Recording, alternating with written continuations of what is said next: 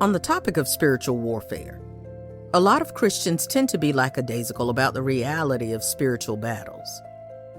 In one sermon by Priscilla Shirer, she spoke on this matter. And she said, you have an enemy, and he is scheming against you. He is against you. He is not for you. He plans to do anything and everything in his power to stir up challenges in your life, enough to cause you to shrink back and not rise up and stand firm in the victory that you have been given in Christ Jesus. How true is this statement? Indeed, the devil is after us as children of God, and we need to be aware of this reality all the time. Because I don't know how you feel about it, but there are some battles that you face in life that may appear to be unexplainable. Battles and challenges that seemingly come out of nowhere and appear to not make any sense at all. But we need to remember that the Bible makes it clear that we ought to fix our eyes not on what is seen, but on what is unseen. It tells us further to walk by faith and not by sight.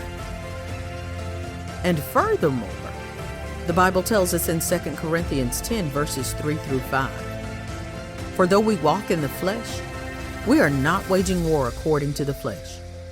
For the weapons of our warfare are not of the flesh, but have divine power to destroy strongholds.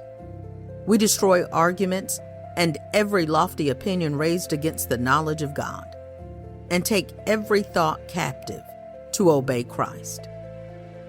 The Bible tells us all of this because spiritual warfare is real.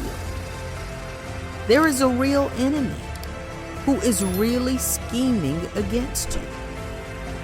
Here's what Priscilla Shirer went on to say about the enemy we face.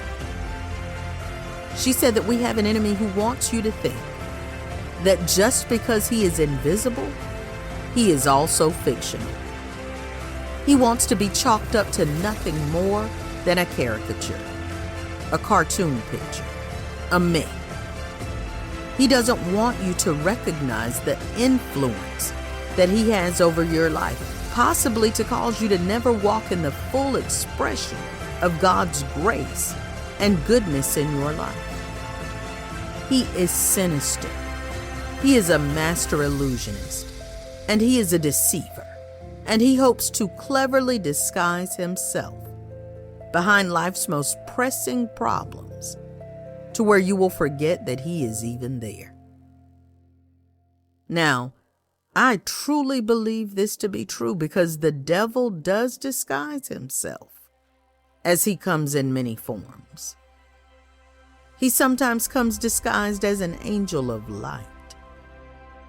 He comes disguised as a friend who comes to trip you up in your faith.